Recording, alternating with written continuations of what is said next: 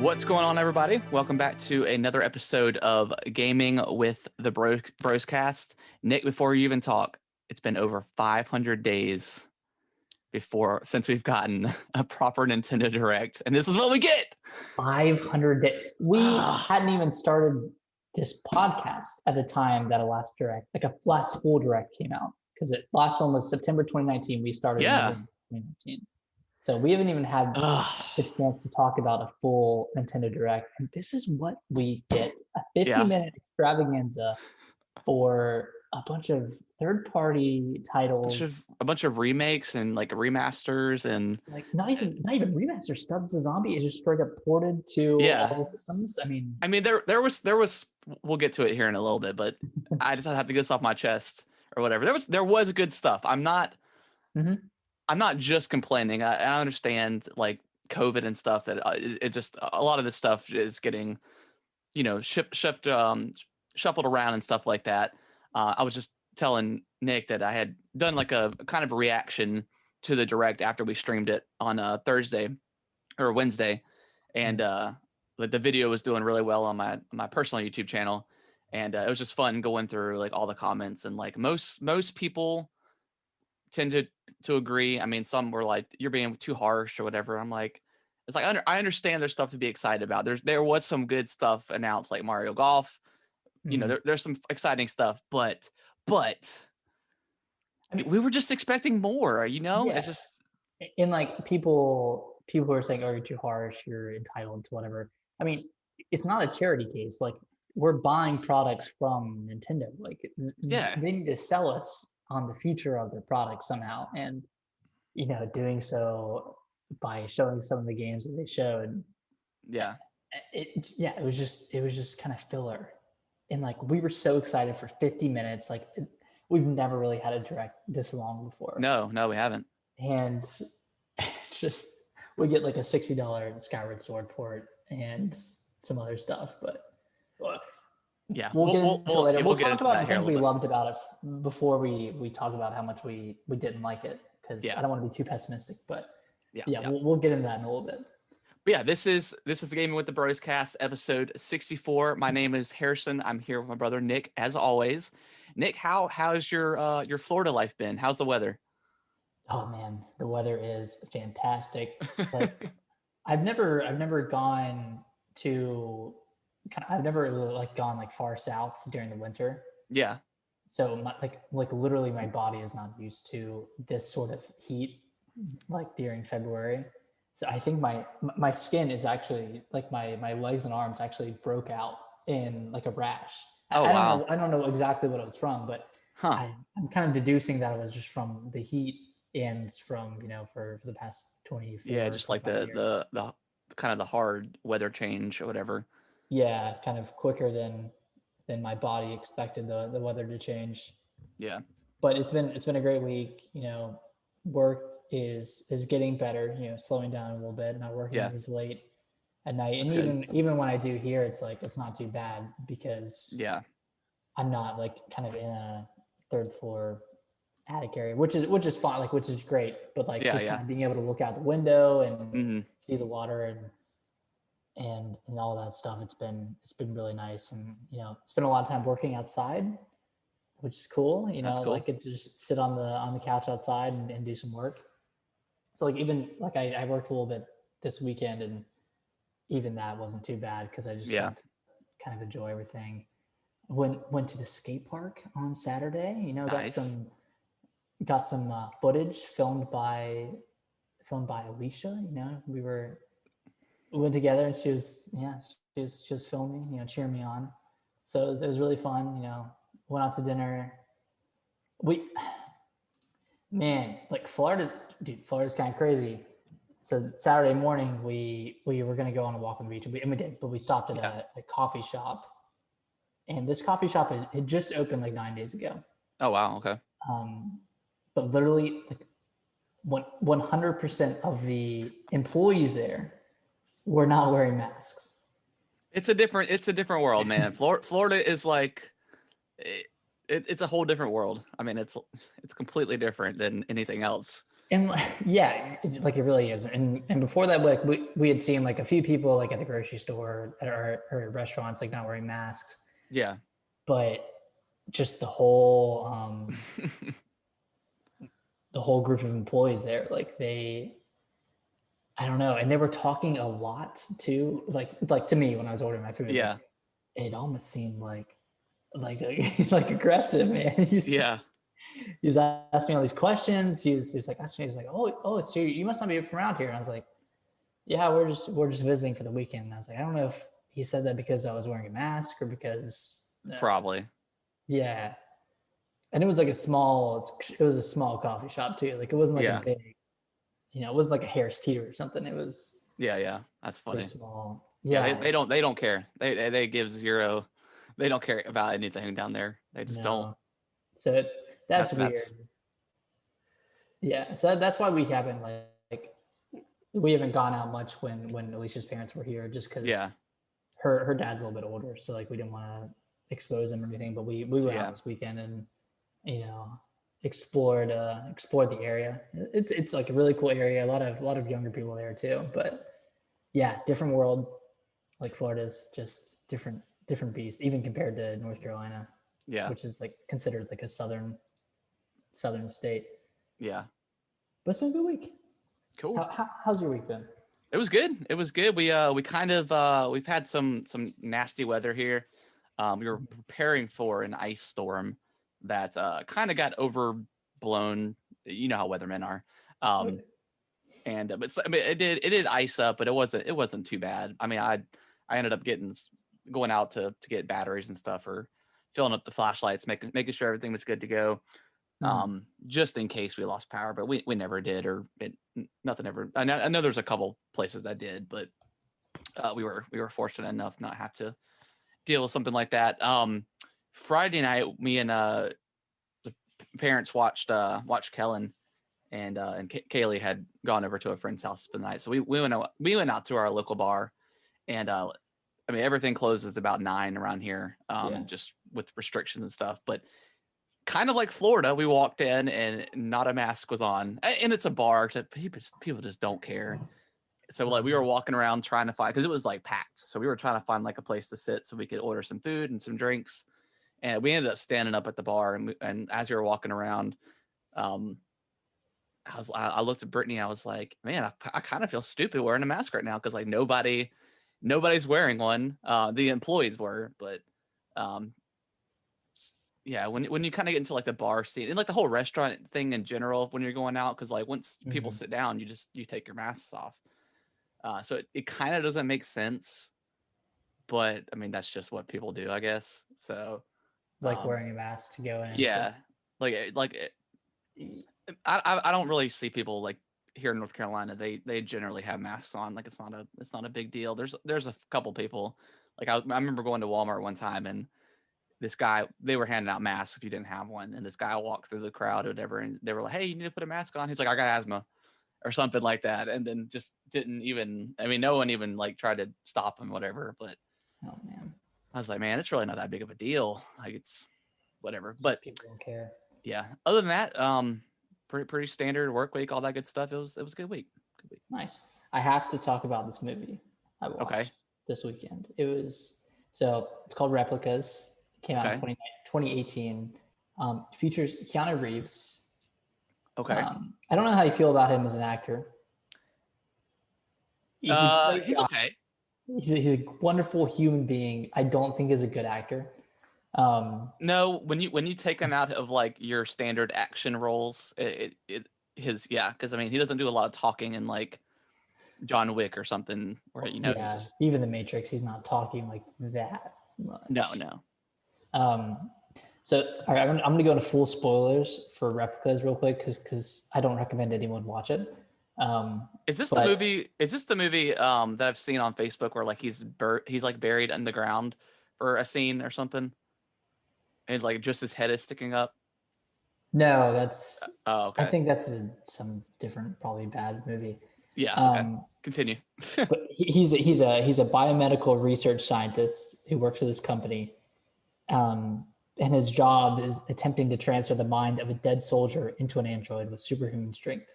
Okay. So he's like on the breakthrough of achieving that. And in the midst of that, he goes on a trip with his family and they get into a car crash and his wife and 3 children die. Okay. So you kind of see where this goes. So yeah. He calls his friend and his friend brings over all of the equipment, all the stuff so they can download their mind. And Okay. he creates a clone of all of them, like incubates them for 17 days and creates a clone of all of them. And that's the first half. And okay. So the first half was okay. Like it was kind of like a Frankenstein, like yeah, he's kind of going mad, like watching these levels, like the health levels as these clones are being built. Yeah.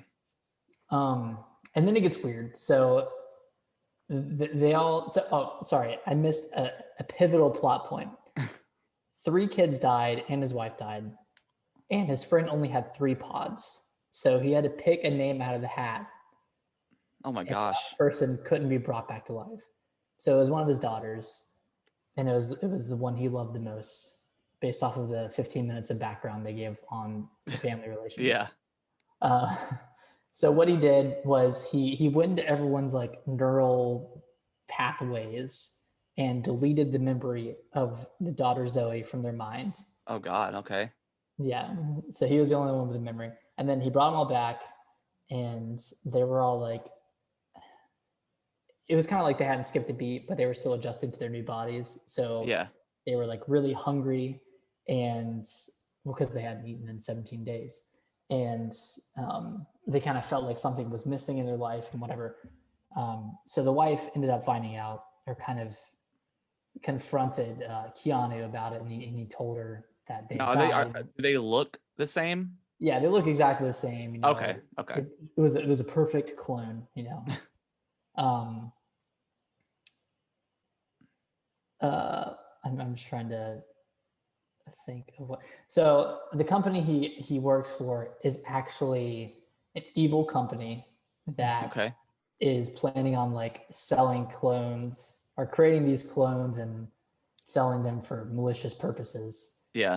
And the villain is really, he's a bad actor. It was very poorly portrayed. So the villain like comes to Keanu's house while they're all having dinner and he attempts to kill everybody. And then Keanu like knocks him out. He knocks this guy out. I feel like I'm explaining this very poorly, but it's okay. And then they all go back to the facility and they remove these trackers from themselves. And then Keanu implants his mind into an android. Okay.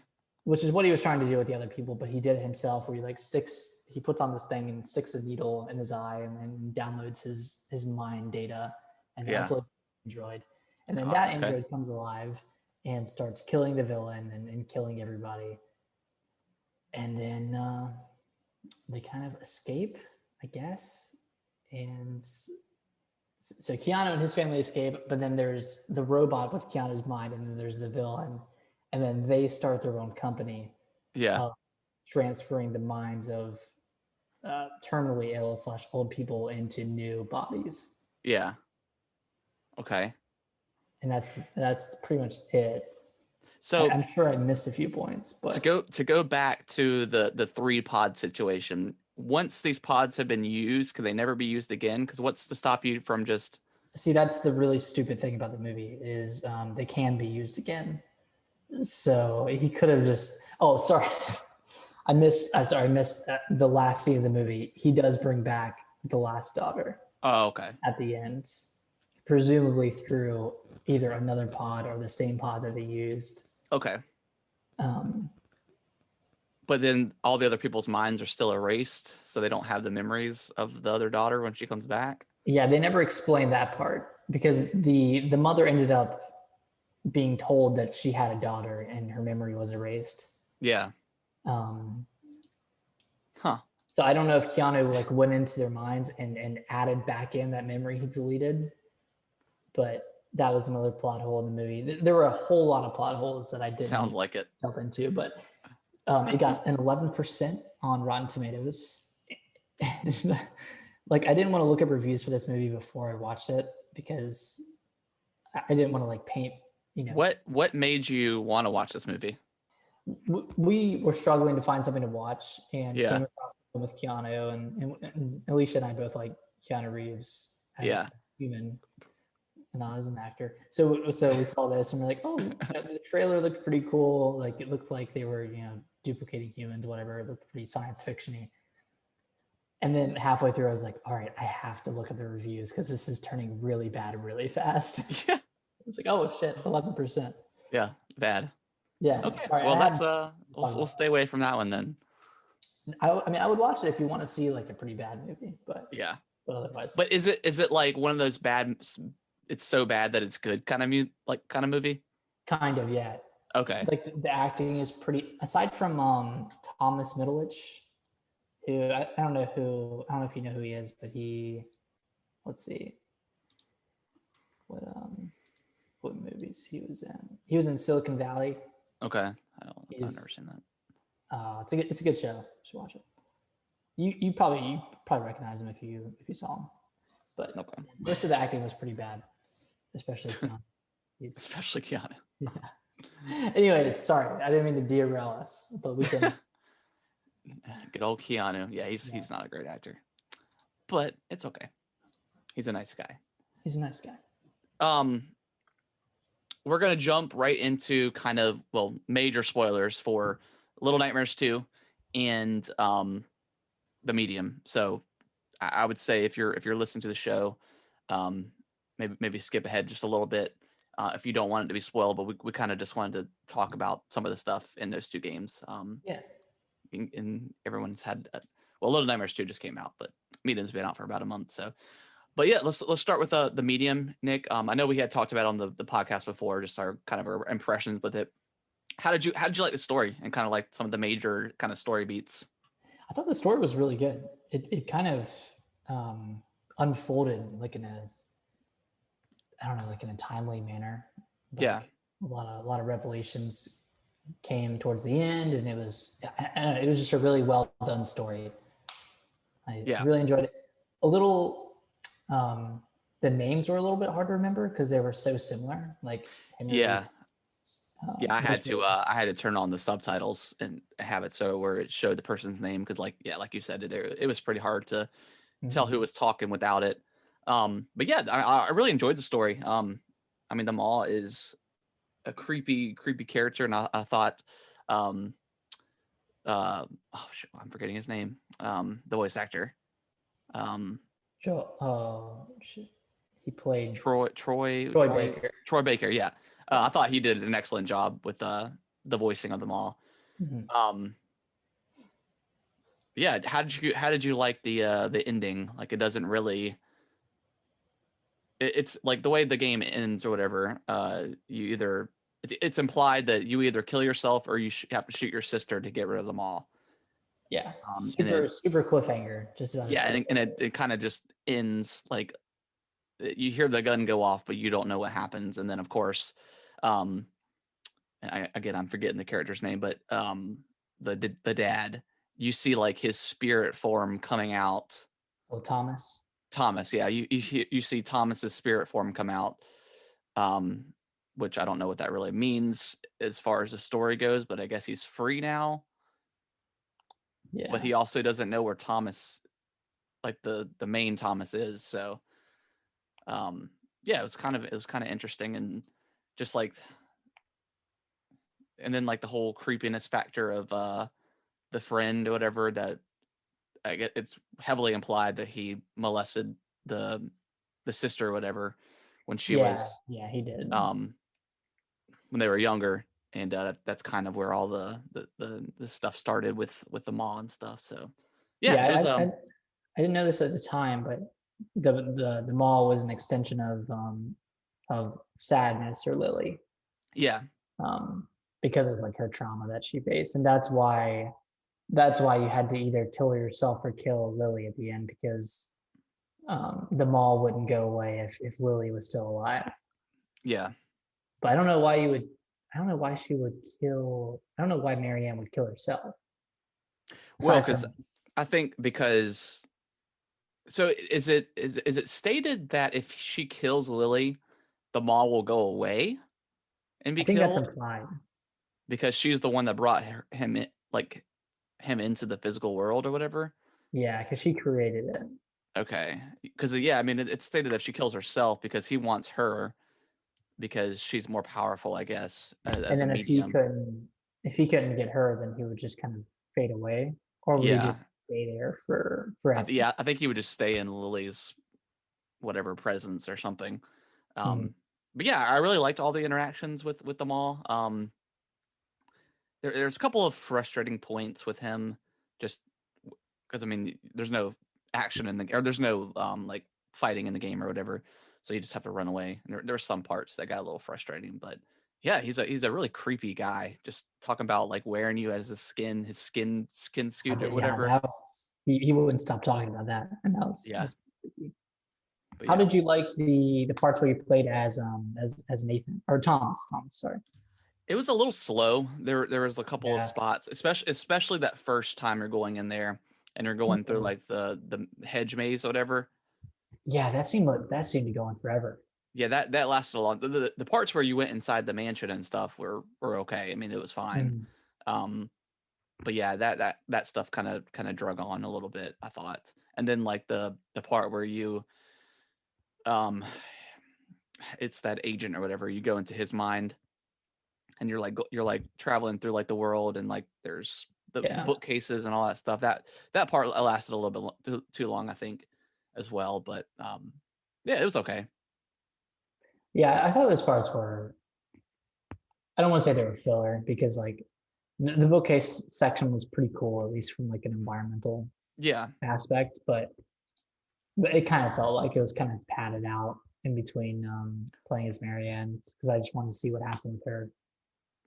yeah, But I just wanted to get back to Marianne and continue the yeah, story because I enjoyed it so much that but yeah, I mean it was yeah, not necessarily filler, like it added to the story, but it was definitely some of the weaker parts of that game mm-hmm.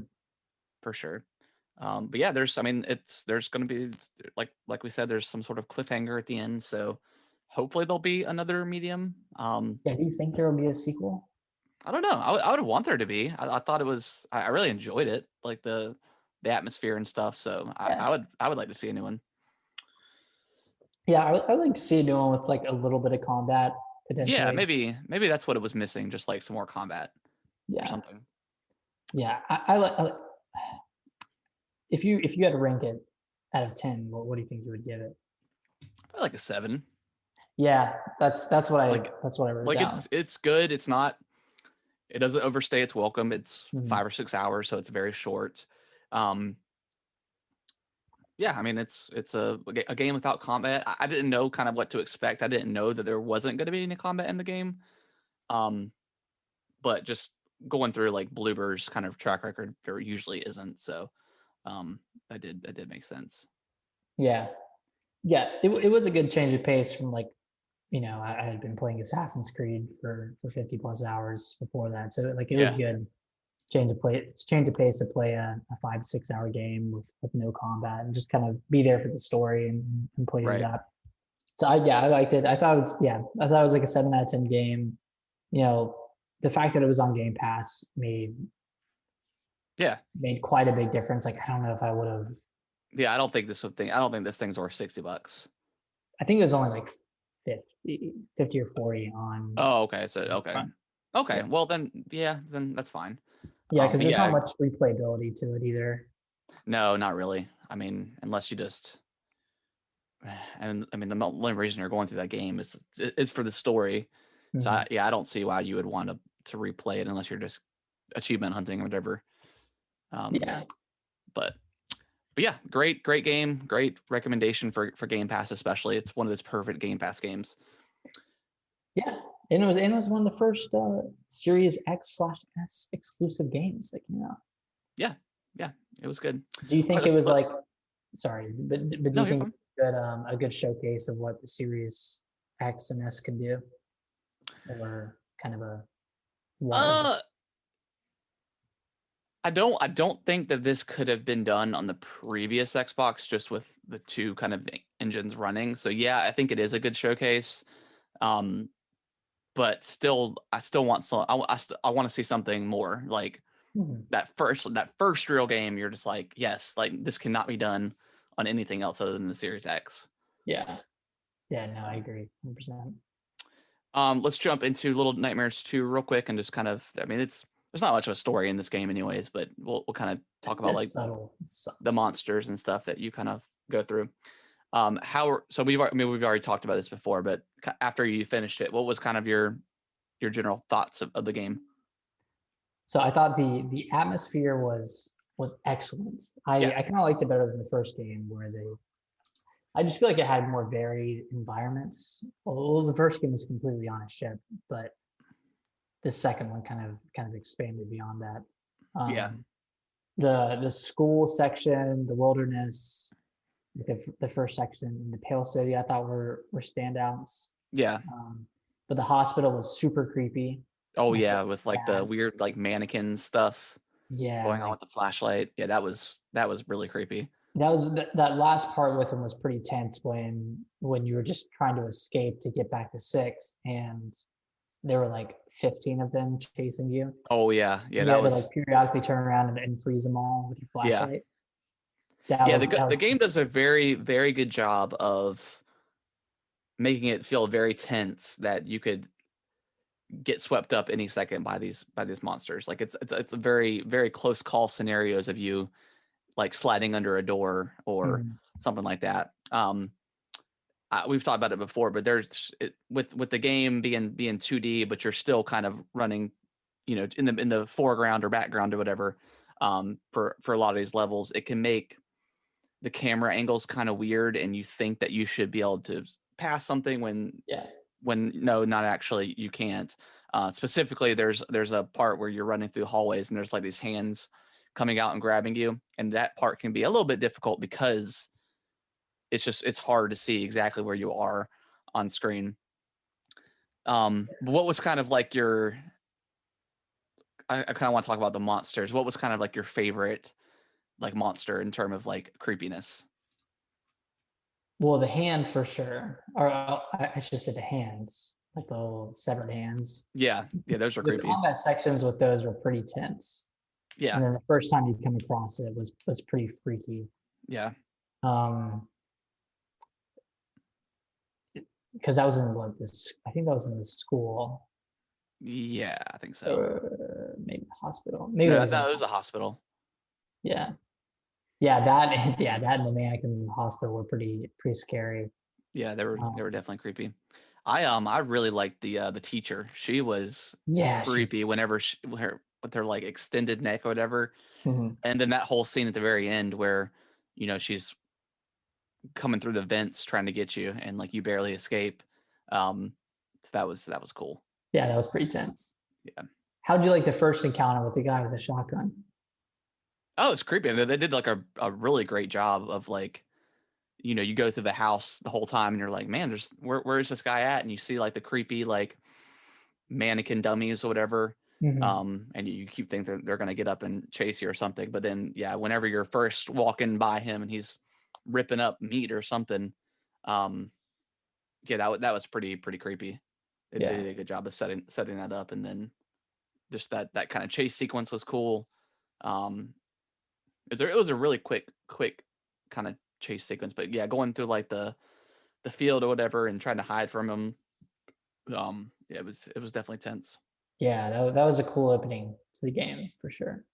Yeah. And then I liked the addition of combat because it came up more than I thought it would have, but it was mainly in the school and the hospital. Yeah.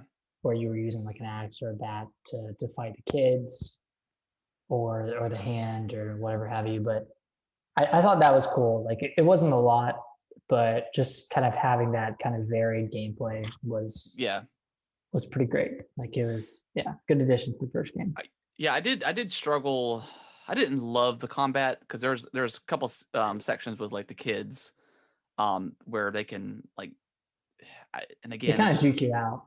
Yeah, they juke you out, and then sometimes like you'll be in mid swing and they'll jump at you and then they'll get you. So that part was a little frustrating, but it wasn't too bad. And then like putting the kid's head on your body and walking through like that section when they're all going crazy in the cafeteria, that was pretty awesome. Yeah. So yeah, that was definitely a cool section. Yeah, I mean, I guess the last thing I want to touch on was like there were some kind of cheap, unavoidable deaths the first time you go through, but like it really doesn't matter because you load up so fast, like within a few seconds, and yeah. I don't know. It was just kind of more of like a kind of like a set piece death. Yeah. You know? It's just oh yeah, this is a cool way to die or whatever. Yeah, cool way to die. Yeah. Let's jump to the end where you finally meet the what is he called? The Thin Man or whatever. Yeah. And that whole like he was a pretty creepy dude when he comes out of the TV for the first time. And then that whole gameplay part with the TVs I really enjoyed too, where you have to like use the TVs to distract the people. Yeah, that was definitely a well they do a good job with like their metaphors to like society, with like the first one being like we're gluttonous or whatever, and then this one being just addicted to television or whatever. Yeah. But they did a great job of making like those humans really creepy, and like as soon as you turn that TV off with the remote that you get, they go berserk and try to kill you. Some of them would like kill themselves. Yeah, which is yeah, it was kind of a crazy metaphor, but yeah, that was a cool that was a really cool section, the Pale City, and then meeting the Thin Man, and then what 6 gets taken, right? He takes her kind of into the ether, into the and she like becomes like this giant form of herself or whatever, and there's like of course there's another chase sequence, and then kind of a boss fight where you have to attack her music box or something like that, if I'm remembering correctly, going through like these portals and stuff. Yeah. That was a pretty cool boss fight. And then like a turn of events, you're both running out together, and she lets you go. You're like you jump and you're like hanging on, and she's holding on to you, and then she just lets you go. And then this was like a jump that kind of you had made before a few times, where like she'll grab you and pull you up. Yeah. So just very, and I mean, of course, there's no dialogue or anything like that in this game. So it's just kind of a bunch of environmental storytelling. But you end up your character ends up becoming the Thin Man. There's like a kind of like a time lapse video of him going, and then it's kind of revealed that this was a prequel to the original one. And it's weird because you have to collect like throughout the game. There's like these kind of glitchy ghost kids, then you hug them and they kind of disappear. And apparently, if you get all of them, there'll be a shot of like a brochure for the mall, the ship in the first one. So I kind of wanted more out of the story, as far as like, I mean, that was a cool reveal that it was a prequel. And with, I don't know if you saw the news, but the developer is done with Little Nightmares. They're not going to make it anymore. Yeah, because they're moving on to a new project. Now that doesn't say Bandai Namco can't hire another studio to work on Little Nightmares, because they do own the IP. But hopefully we get some sort of like DLC for this, just to kind of maybe see how 6 got to the mall or something like that. And then also I want to see like the end of the first one was so crazy with the powers that she gets. I kind of want to see like something beyond that. So I want more Little Nightmares, but it doesn't seem like we're probably gonna get it, which sucks. Yeah, probably not anytime soon, at least. Yeah. So I don't know. I thought was it revealed that it was a prequel when 6 finds the raincoat and puts it on? Yeah, I think that's like the first kind of alludes to it. Yeah, the first time where you're like, well, maybe this is a prequel, because this looks like she's getting it for the first time, and not just found it or whatever. Yeah, so at first I thought she was just kind of finding it again. Yeah. But yeah, it was revealed to be a prequel, and I was kind of reading online, and some of the theories were that Six recognized that Mono was going to turn into the Thin Man, Yeah. and that's why she let go of his hands and let him fall. But like that specifically is why he turned into the Thin Man, Yeah. because he fell down. So like, Yeah. yeah, it's kind of a thinker, like kind of, how can you change fate? And I don't know. Yeah, got me thinking. Yeah. Because like if that wouldn't have happened, would Mono have become the Thin Man? Right. Yeah. Would it or yeah. Yeah, that makes sense. I wonder. Hopefully we'll get some DLC, but we'll see.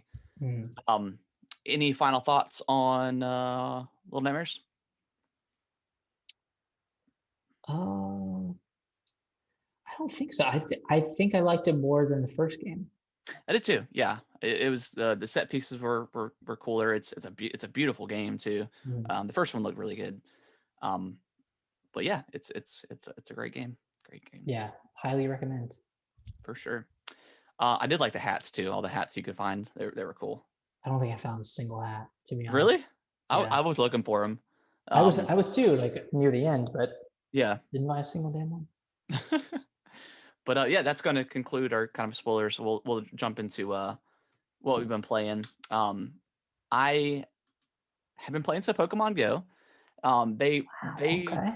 they did like a big event this on Saturday for the Kanto event to kind of celebrate the first games or whatever. Yeah. So they released like a pass. It was like $10. I wasn't gonna do it, but then I woke up and people were like kind of hyped for it, so I ended up buying it and was just playing from home. But it was cool like seeing all the original Pokemon like spawned, and like I got like a ton of shiny Pokemon, which is always good for these kind of events. But yeah, it was cool to kind of get back into it because I play periodically. Like I don't. I might pull it up for a second just to see if there's anything and like shiny check the Pokemon. Yeah. But other than that, I haven't touched the game in a long time, and in which I really do miss like the social aspect of it, because like going to like the community days with people, like going to like the park in Greensboro, and just seeing like 50, 60 people out there playing, it was really cool. And not something that you really experience that often. And I kind of miss doing that because Brittany and I both got really into it, but we've both fallen off. But yeah, I got like 10 or 11 shinies. It was pretty cool. Nice. Yeah, I was happy. It was a fun time.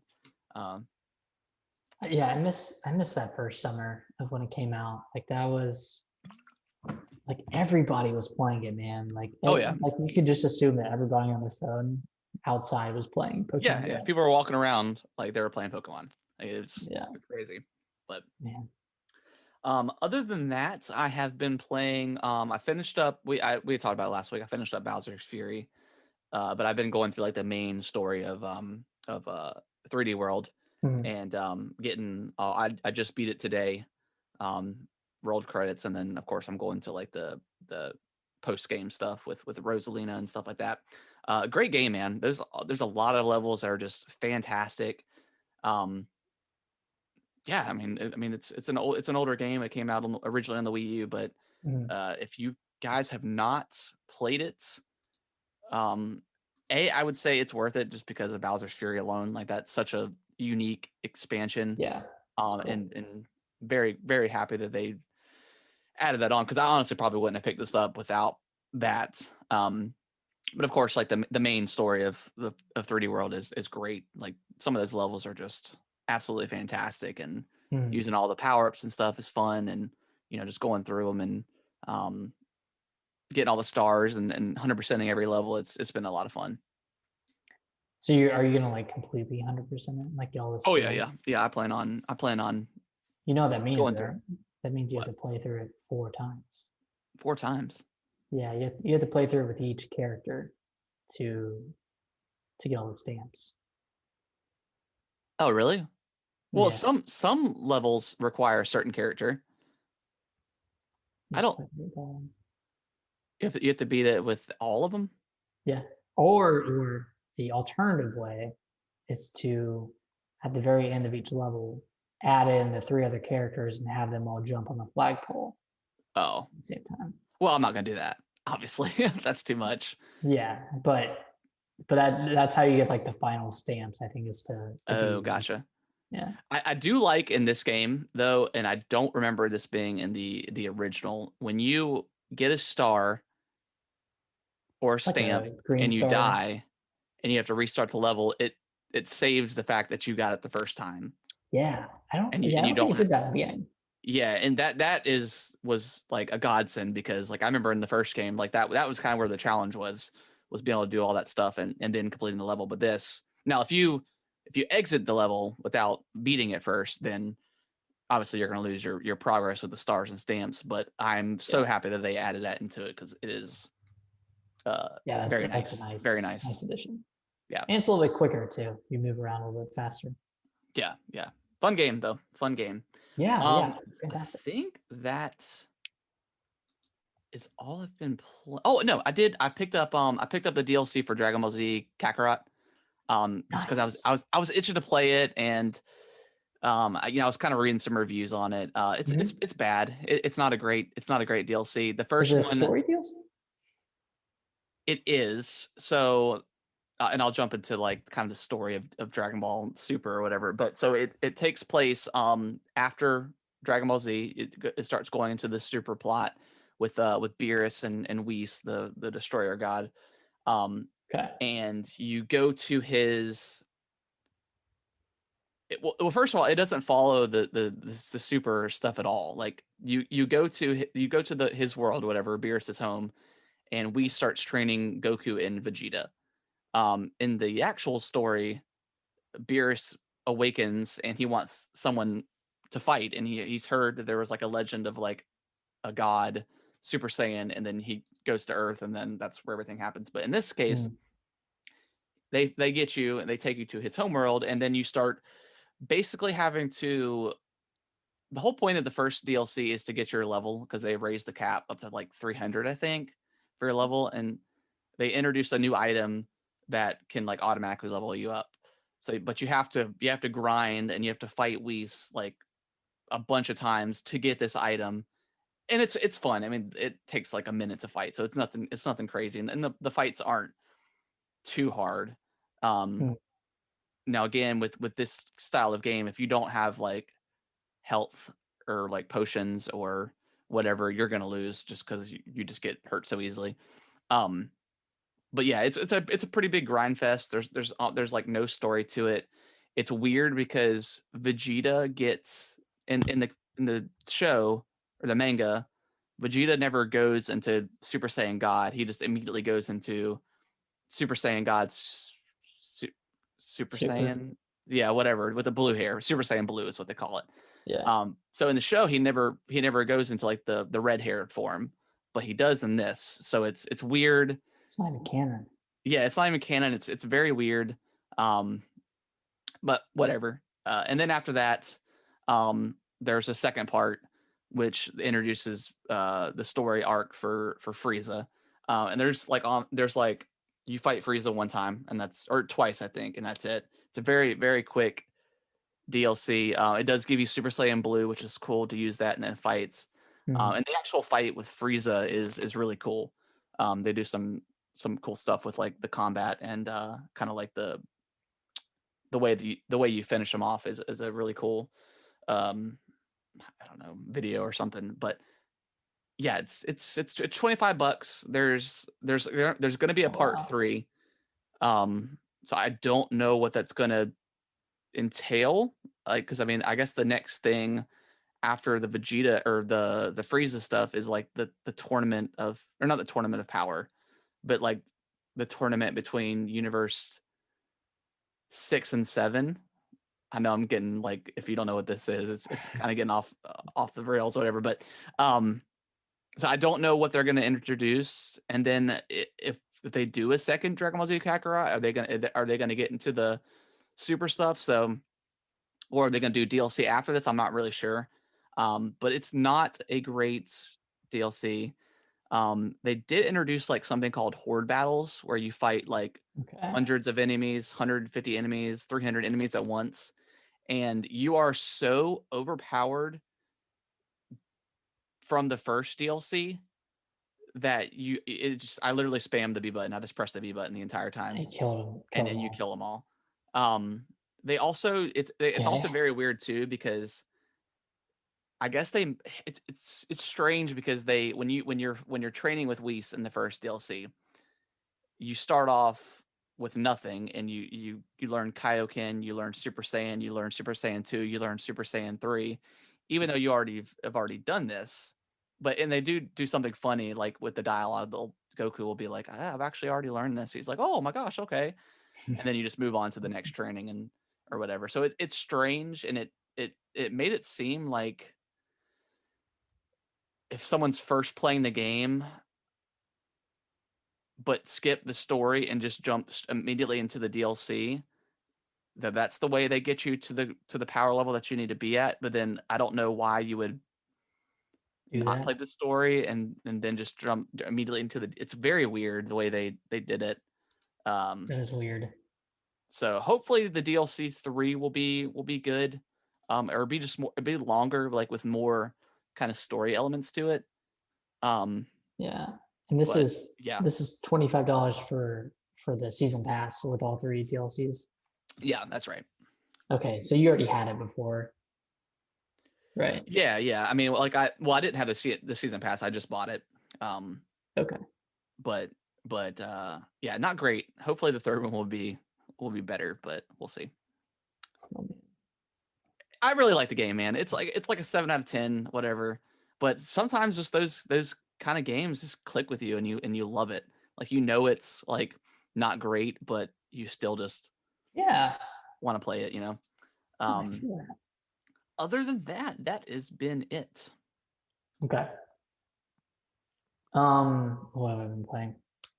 I've been playing some more 3D World. I'm through like World 3. I think I'm finishing up. So I haven't played a ton. I've been mostly playing Cyber Shadow.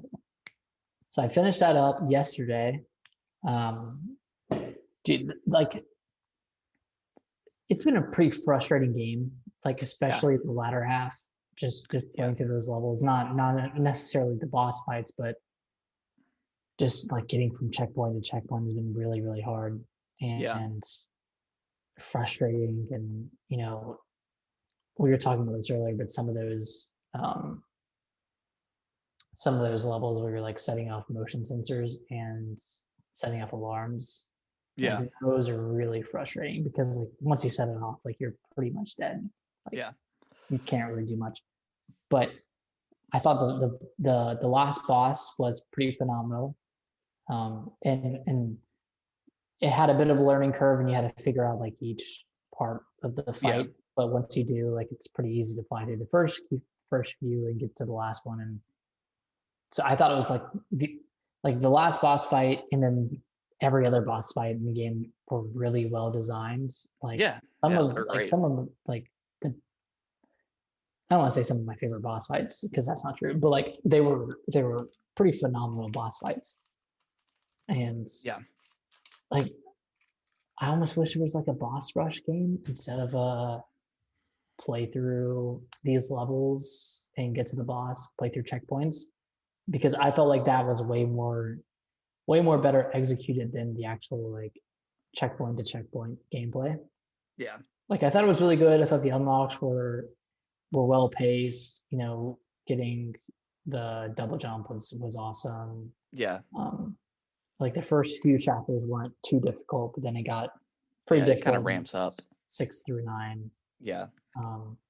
But like overall, it was pretty great, and I really liked it. Yeah, I'm on the same page. I definitely want to go back to it and finish it. But yeah, I was just getting so frustrated because like it's hard, but there's just some parts that just seem like it's kind of unfair at times, and that's when I really get frustrated with games, when it's just I feel like it's just unfair, versus actually just like a challenge, because like getting checkpoint through checkpoint is so difficult in that latter half of the game that it's a very frustrating game, but it's good. I really do enjoy it.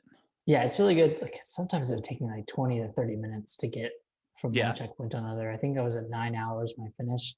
Oh wow! Okay. I feel like most of that was in the back half of the game. Yeah, for sure. Just kind of getting from one to another. So it's pretty difficult, but great game. It was made by one person, which is like a phenomenal feat in itself.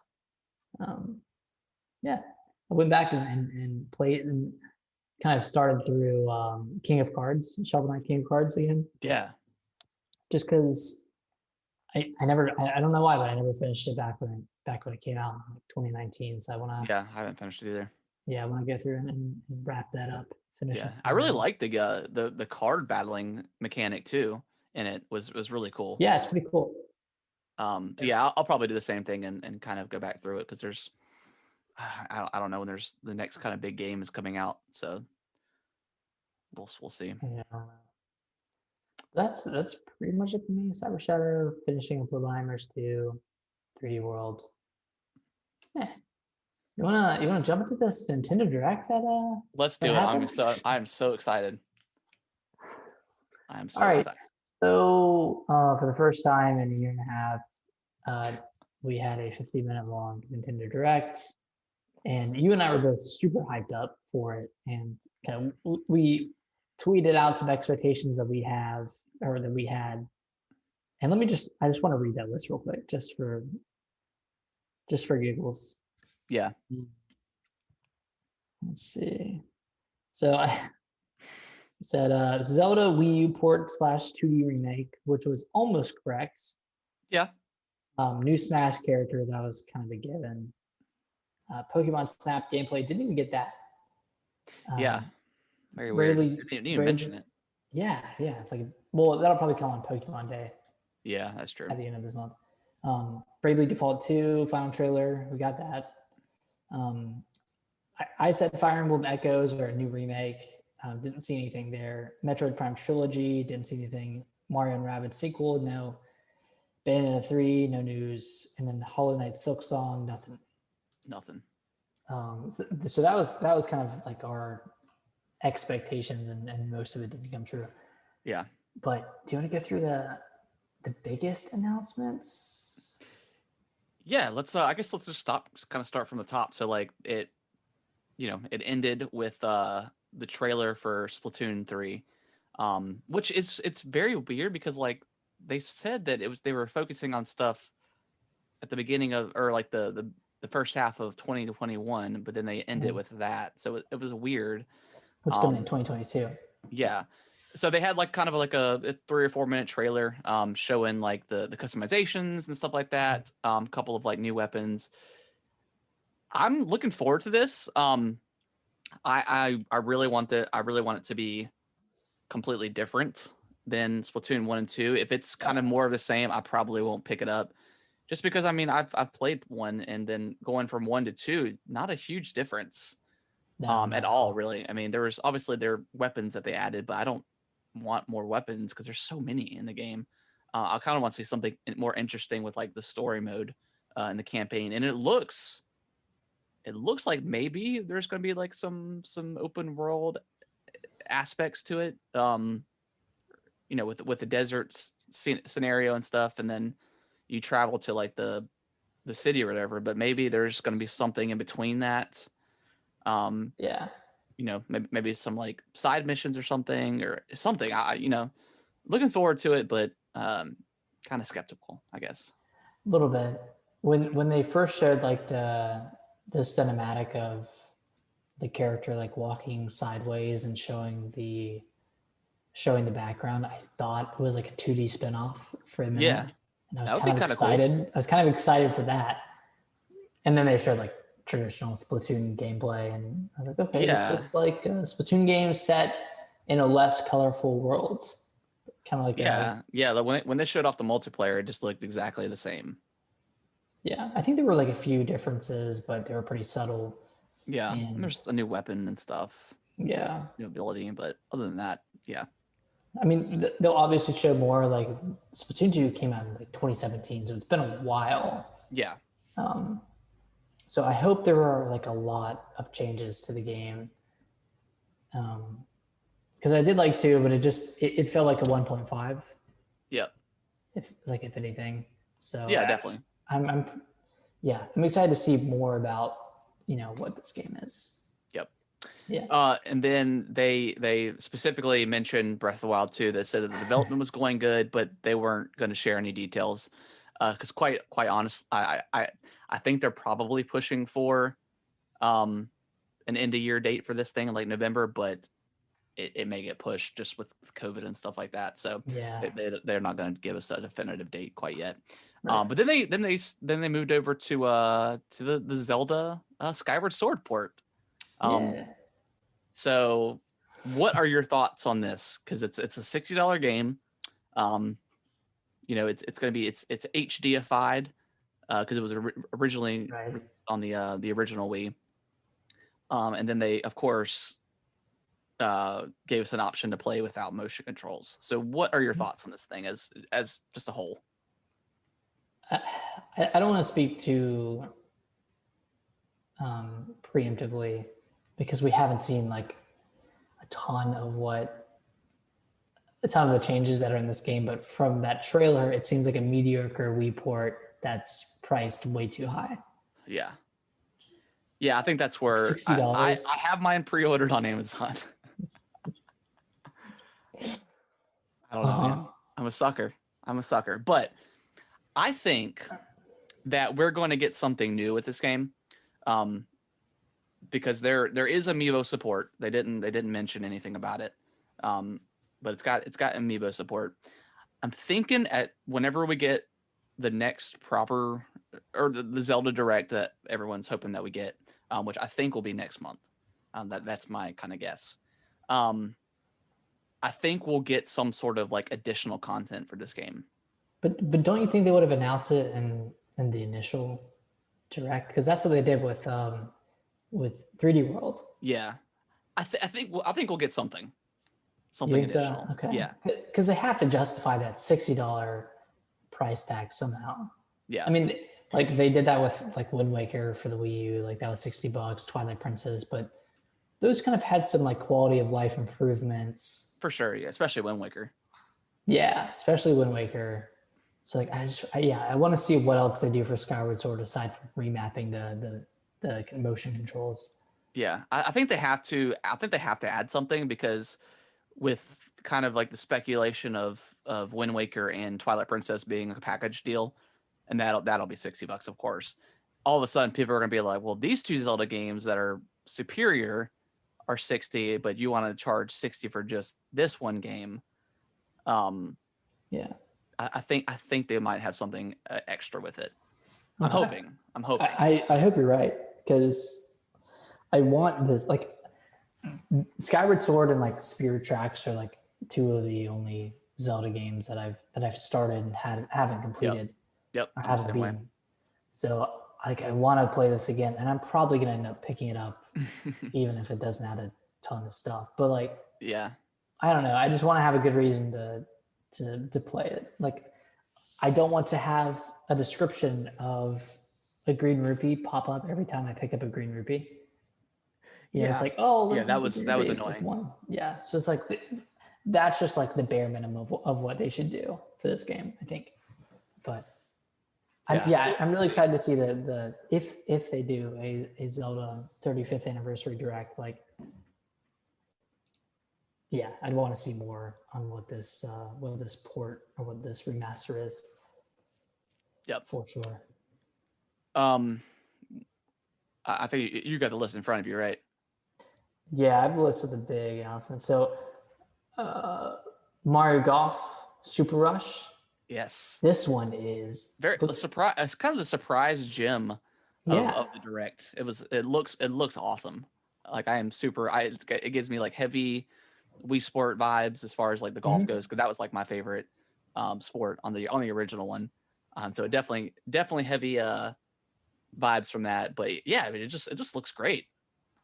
Yeah, like even just like graphically, it looks pretty beautiful, and you know that speed golf mode, yeah, that speed looks rush fun. mode, like where you're like, that's just like such a perfect mode for Mario Golf. And you know this franchise hasn't really been on console since like what the GameCube. I think so. Maybe? Yeah. Like it came to 3DS. Now it's like a really, really good game. Yeah. I really liked. I can't remember what it was called on 3DS, but that one's really good. But yeah, really pumped for Super Rush. I think that's gonna be a good game. Yep, for sure. I think it's gonna be better than Mario Tennis Aces was when it came out. Yeah, that's coming on June 25th. Yep. And then we didn't mention it, but when does Zelda come out? It's July. July 16th. July 16th. Okay. Yeah. Okay. So I mean, not like 5 months away. It's pretty close. Yeah. Cool. Nice. What else we got? Fall Guys is coming to the Switch in the summer. It's also coming to Xbox as well. Yeah, they didn't mention. I thought that they might have talked about like crossplay with everything, but they didn't mention that. So maybe that will hopefully come down the line. But pipeline.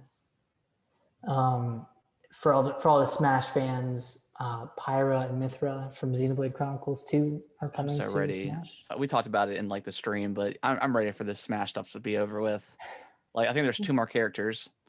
It's fun. It's fun. Like as we don't play Smash, but it's fun to speculate what's going to be. But yeah, I'm kind of over it.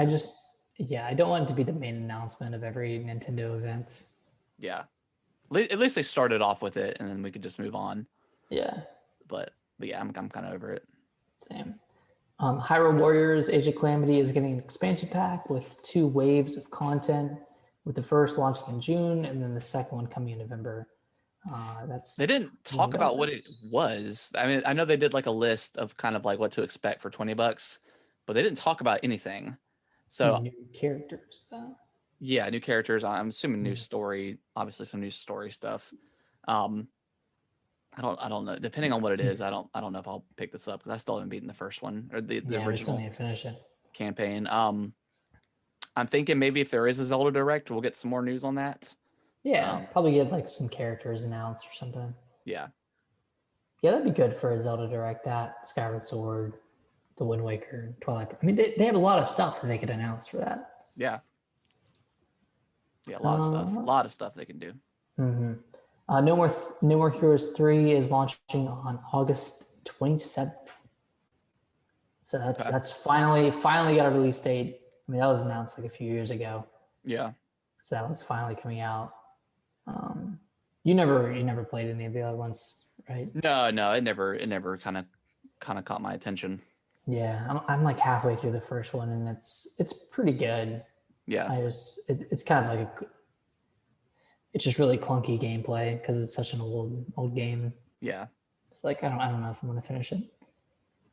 What else we got? Monster Hunter Rise got a new trailer. This is a pretty exciting trailer because it showed like a different type of gameplay. Gameplay. Yeah, it looked beautiful. It looked better than like the demo looked. And then there's like a lot of story stuff too, which kind of intrigued me. I'm still on the fence about this game, but that trailer definitely helped me, want to play it. But yeah, we'll see. Yeah, looks pretty good, man. Yeah, let's go. What else we got? Project Triangle Strategy is coming in 2022. This is from Square Enix, and I think from the same team that did Octopath Traveler. Yeah, it's like a spiritual successor, I think, to that. It looks interesting. Like the gameplay looks cool.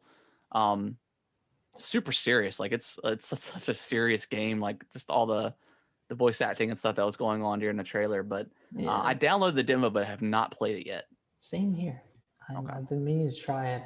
Still need to finish Octopath Traveler. God, yeah, same here. That's on my 2021 list. Like I just want to finish it, man. I want to get through it. Yeah. But yeah, it looks cool. I'm definitely intrigued by it. Yeah. Those were kind of like the big announcements. There were some other ones like Star Wars Hunters is coming. We don't really know much about that. Yeah, it looks like a free to play kind of like arena shooter thing. So. Yeah. Knockout City had the worst and longest trailer of any game ever. Yeah, that looked awful. Yeah. Not too happy. There was it was another what other game did that developer do? They worked on Mario Kart Live. Mario Kart. Oh, that was Mario Kart Live. Yeah, that's from Velen Studios. Oh, okay. Yeah. Huh. Maybe it'll be good. Like maybe it'll be like a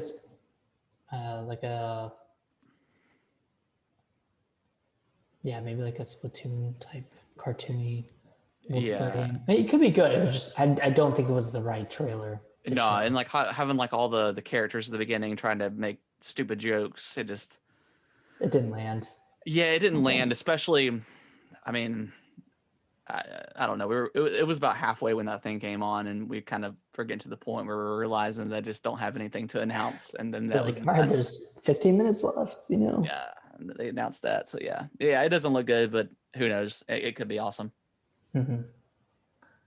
That was pretty much it for the bigger games. So then we had a bunch of like smaller third-party titles like Neon White. That card game that looked weird. First-person card game, yeah. Plants vs. Zombies Battle for Neighborville is coming to Switch. Yep. World Club, like Ninja Gaiden Master Collection. Yeah, it was just underwhelming. I mean, yeah, we finally got a direct, which is exciting. And we got some good announcements, but at the end of the day, I think it wasn't necessarily overhyped by Nintendo, but I mean, because they announced it like the day before the actual direct, like they normally do. Mm-hmm. So of course, like the internet was just going crazy, and with all the speculations and stuff. But yeah, there just wasn't enough like big kind of bangers to come out of this thing that you would kind of expect for a direct that we haven't had in over a year and a half. So yeah, I think that's where it's kind of disappointed me. Yeah, it was just pretty disappointing. I don't know. I wanted to hear more on like whether it was like Bayonetta 3 or Metroid Prime, like just how that development was going after it got rebooted or restarted in 2019. Like nothing. Yeah, nothing. I mean, nothing. It was I'm not gonna say it was a waste of 50 minutes of my life, but I wouldn't go like as hard as some people are. But yeah, it was just underwhelming. It was just an okay direct, and I just expected more announcements, more like bigger stuff. Yeah, especially since it's been so long, and yeah, we just really haven't heard much outside of like Twitter videos or YouTube videos that they post randomly over the past like year. But yeah, so that was the Nintendo Direct. We should be getting a Pokemon Direct or something sometime in the next 2 weeks. I think Pokemon Day is like on the 27th or something, so we should get something around then. Okay. So we might hear about the Diamond and Pearl remakes. That'd be cool. Yeah. Yeah. And then anything else they have up their sleeves. But until then, we'll keep speculating again. Yeah, exactly. We'll keep speculating, and we were finally right on the direct. We felt it in our bones that we were getting it, and we got it. You're right. Of course, some people are at this point now like they're not sure if the Zelda Direct is going to happen, which I think 100% that we'll get something. But a lot of people were like, well, if they announce the Skyward Sword game outside of the Direct, are we going to get one? But you have to also think that Paper Mario got announced outside of the Mario Direct, a couple months prior. So, maybe they just wanted to put this in here just to get people somewhat excited, just because like I think the Direct was, and they probably knew that it was just kind of lackluster and they needed something Zelda in it. So they shifted it around a little bit, maybe. Yeah, they probably shifted it around, added it here. We'll probably get some more details on it in the next like proper Zelda Direct. But I think for sure we're gonna get the Zelda Direct, because I think Mario is a more popular franchise for Nintendo as far as like revenue goes, but I think Zelda is more near and dear to people's hearts than Mario is. So and we got a lot of good stuff with the Mario's celebration. So I'm thinking we'll kind of get the same thing for Zelda. Yeah, I hope so. I hope they have like a kind of cool multiplayer Zelda game like they did with Mario 35. Yeah, Oh, we didn't talk about the Joy-Cons, but the Zelda, Right, yeah. the Skyward Sword Joy-Cons look awesome. Mm-hmm. I'm definitely picking those up for sure. Which I've got to contact Nintendo and get my Joy-Con sent in, because I was playing 3D World earlier on the couch in handheld mode, and like the character started drifting off. So, yep, I've got to I got to get them sent off. But yeah, those Joy-Cons look really, really cool. Is it pretty sweet? Might pick those up. Yep. That's kind of it for the Direct. Anything else you want to talk about before we move on to the rest of the news? No, I think that's pretty much it. Okay. You talk about the backwards stuff, because I haven't read. I've heard about it, but I haven't read on it. Yeah. So the series Xbox Series X and S are, at least some of the games on there, like some of the older backwards compatible games, are getting FPS boosts. So you can like kind of like toggle this on or off, and it'll increase frame rate from like 2 to 4 times. Oh wow! So some of the titles mentioned are Watch Dogs 2, Far Cry 4, Super Lucky's Tale, UFC 4, and Sniper Elite. I think Super Lucky's Tale is going from like 30 FPS to 120. Oh my gosh! Okay. Yeah, and then like Watch Dogs 2 is probably going to 60. Far Cry 4 is going to 60 or 120. I think probably 120. Wow.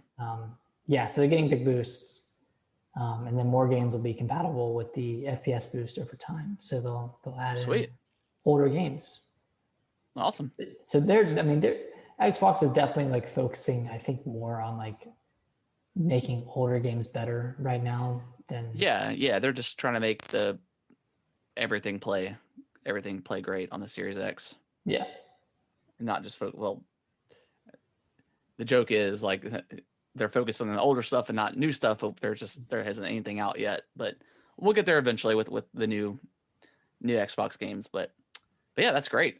They've done a lot of great work with the Series X and their overall kind of marketing and being very open about a lot of this developmental stuff. So good for them.